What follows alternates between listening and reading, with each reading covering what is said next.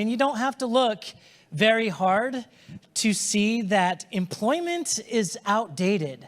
Corporations are struggling right now to keep up with the ever-evolving needs of employees, and it's creating this disengagement epidemic. If you look at the stats, Gallup just published their latest global workforce trends, and it shows that only 15% of employees in the global workforce are engaged. That means that a staggering 85% of employees are either not engaged or actively disengaged. And the big problem with that is that it's extremely expensive. It's estimated that a disengaged employee in the workplace costs about 34% of their annual salary.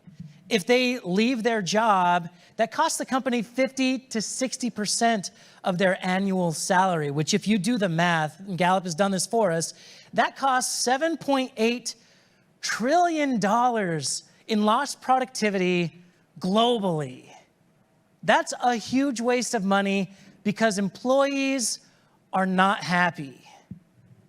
And what we're seeing is two camps. The first camp is, well, I'm the boss and the economy isn't great, so RTO, everyone has to come back to the office. Or you have to do it my way because that's just how it is. Employees are kind of scaling back. They don't have as many options, seemingly don't have as many options, and so they stay at work and they stay disengaged. Why do you think quiet quitting is such a poignant term right now? It's because employees have nowhere to go, so they just sit down and they disengage, and that's extremely expensive. So the popular solution right now with a lot of forward-thinking HR departments is employee experience design, or let's find out what our employees are feeling, what they need, and try and give it to them. I know this sounds very simple, but it's fairly revolutionary for some organizations that are still kind of stuck in what Deborah mentioned is the Industrial Revolution, this kind of Taylorism, task-based, contractual version of work. And so employee experience design comes in where we're journey mapping, or we are building personas so that we can better understand our employees. There are plenty of employee engagement platforms out there that will do surveys and they will listen to employees, and then you can implement that feedback. So it creates this continuous feedback loop. There's a lot of really cool and amazing HR tech out there, and actually we're evolving the term right now to work tech. It's not just HR department who's in charge of compliance.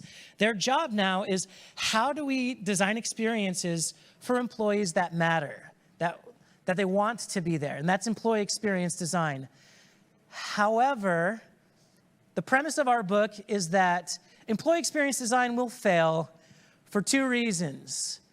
The first is, even if we do employee experience design perfectly at the organization, there are still pains that employees will feel because of the structure of work.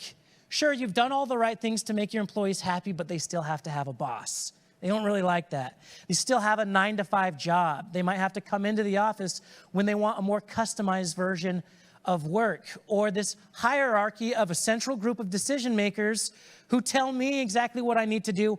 I just need to go implement it, which means innovation and creativity is swept aside.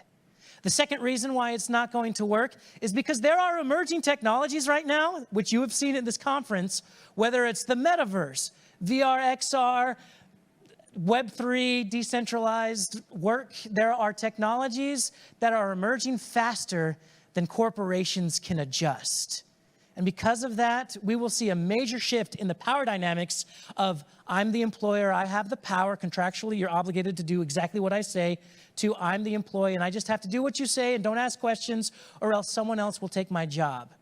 There will be a moment where employees prefer these new technologies that will allow them to work how and when and where they want for about the same amount of benefits that they're having at employment. There's going to be a moment where traditional employment no longer makes sense.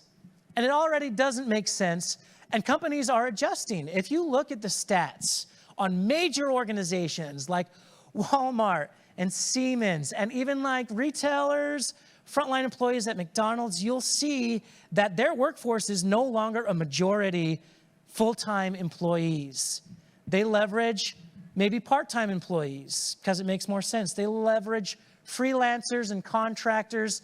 They will bring in third-party advisory services, and all of this makes up not employment, but a workforce ecosystem that is very different. So immediately, employee experience, the term is outdated itself because it's workforce experience. It's about how are our people experiencing work.